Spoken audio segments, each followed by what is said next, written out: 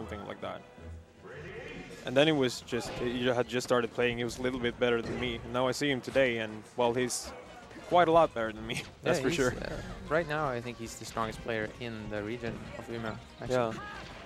Yeah, he won the qualifier at Connect. Yeah. So he got the VIP pass here for Melee, so he's definitely one of the top players at this event. I think he's one of like the defining things I've seen about this play is that he's really fast, but he's also really good at not overshooting, which is something I think I see a lot with like new players, especially people who play a lot of net plays. Like they overcommit and overshoot things a lot, yeah. But he kind of start and stop. And Mint, I sadly haven't seen him play for quite some time. He's actually moved away. So, but we did see him doubles as well, and he's. Yeah, I think that maybe the part with Sprinkles not overshooting that much has a lot to do with that most players here aren't super dash dance heavy. That might be true. Because whenever someone is very dash dance heavy, then overshooting is necessary for you to catch them off guard. Yeah. But Sprinkles showing so far that he knows, he's got his match downloaded. It seems like he knows exactly how to play MintGreen. And I mean, these guys, they play team doubles together here they at the play event. all the time, right? They play all the time. They know each other's play styles. This is a very strong stock from Mint here, so. Yeah, I remember hearing some commentary where they talked about different matchups, and that, well, every Ditto is 50-50, right? But they were talking about some characters are just so bad that they should be considered 20-20, while Fox would be considered like 80-80 matchup because you absolutely destroy each other. Yeah, exactly. So good at killing himself. It's like you get 2 shines, you're dead. What a flub. Missing that ledge dash from MintGreen, that's rough. A bit of an unnecessary ledge dash as well, so it even makes it worse because didn't really need to do it. Oh, that's for sure. Sprinkles wasn't really threatening anything right there. All the habits die hard. I get the feeling these guys kind of picked up melee, and the second thing they started practicing was ledge dashes. So it's like ledge dashing. We're first gonna go for double shines and then ledge dashing now. Yeah, I don't think that's too far off. Whoa, the reverse forward smash? That would have been a sick edge guard. Yeah, I remember Sprinkles entered one of our local tournaments in Smash Wii U in Umeå as well, and I don't think he's ever actually played that game at all, except for at that tournament. And he entered the tournament, and he almost took games off of our local players that were PR'd. And I realized this has to do with his fundamentals, because his fundamentals were just so good. Yeah, and he plays a ton. It shouldn't like a ton. I see him play all the time. He always shows up at locals, even if there's like a low amount of players, and he always stays until the end, plays all through. And apparently the dedication pays off. I mean, Sprinkles has been doing super well so far.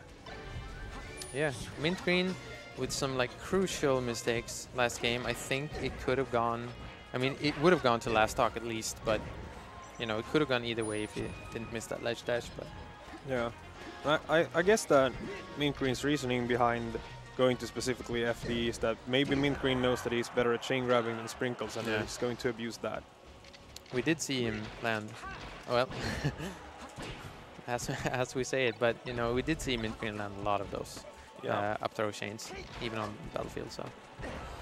Oh, that late nair into that conversion for the kill from Sprinkles, that was so good. Yeah, that was pretty cool. Yeah, I wonder if any of these guys actually have like stages they favor versus each other. I just feel like they're just sitting down and just like, we're gonna play a Fox Ditto. And also whatever stage. Yeah, and also Sprinkles is trying to prove us extremely wrong with those chain grabs right there. You don't know what you're talking about. I'm really good at chain grabbing. That's not why MintGreen went here. I think it's gonna be hard to find like big technical faults in Sprinkles play, just because he practices it so much.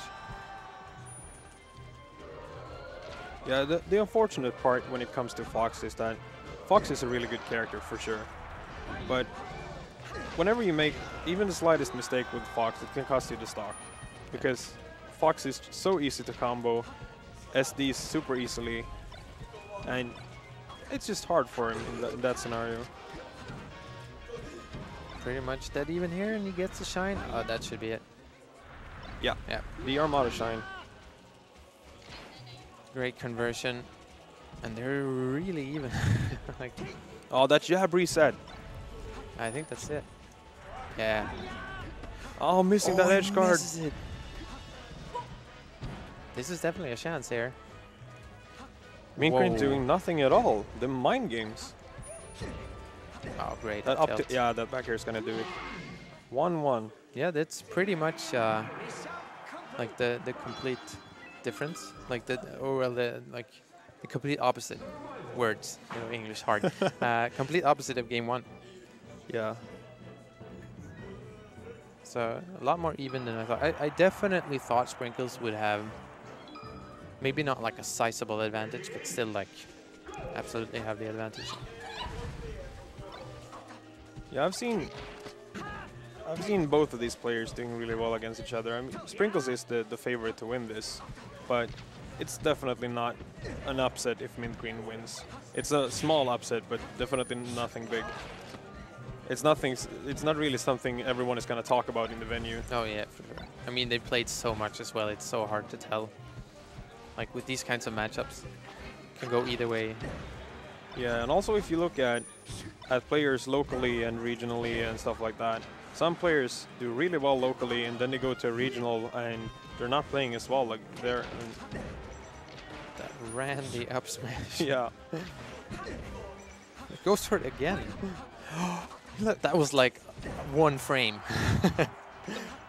That was so good. I think Sprinkles for sure was 100% sure that MintGreen wasn't going for that. Yeah. Like, no, okay, he's not going to do it.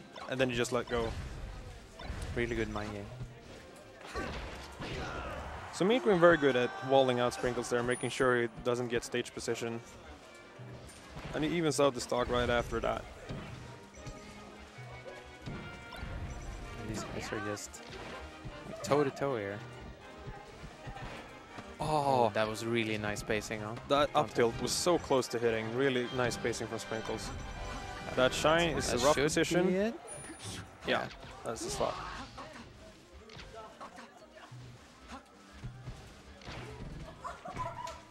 That laser from Sprinkles. I was kind of surprised to see that. Just throwing out the laser there. Whoa, threads the needle there of the neutral there. Oh, that's a lot of percent. I thought it was going to get an up tilt on the platform as well.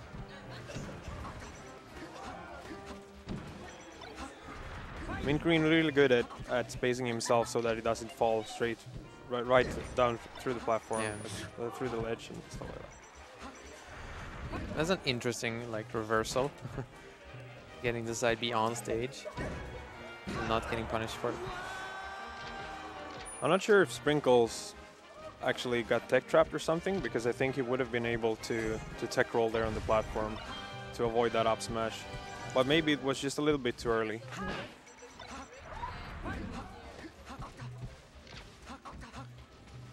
So far we see both players trying to play it really safe right here, because Sprinkles knows that even though he's up a lot in the percentages, if he gets hit, it can still look really bad for him.